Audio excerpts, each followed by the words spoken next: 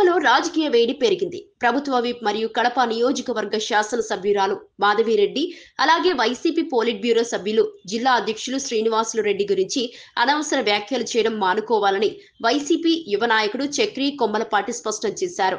మాధవిరెడ్డి గారు అభివృద్ధి పనులలో వేగంగా ముందుకు సాగుతున్నా ఆమె పనితీరును ఓర్వలేక కడప నగర వైఎస్ఆర్సీపీ అధ్యక్షుడు అంజద్ బాషా విమర్శలు చేయడం సరైన పద్ధతి కాదని ఆయన తెలిపారు. అభివృద్ధి విషయంలో ఎవరికి దమ్ముంటే బహిరంగ చర్చకు రావాలని ఆరోపణలు చేస్తూ దూరంగా నిలబడటం తగదని చక్రి కొమ్మలపాటి అన్నారు.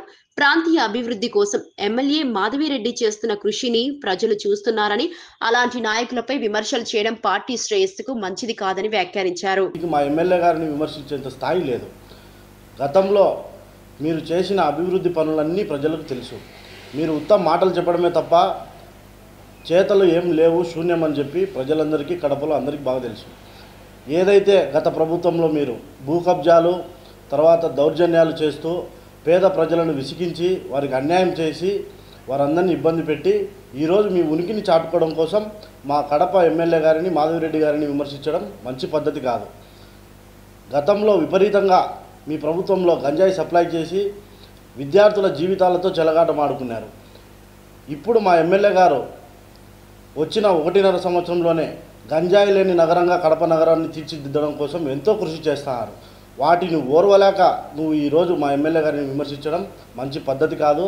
అలాగే ఏమన్నా అంటే 200 మందితో వస్తా, 2000 మందితో వస్తా అంటావు.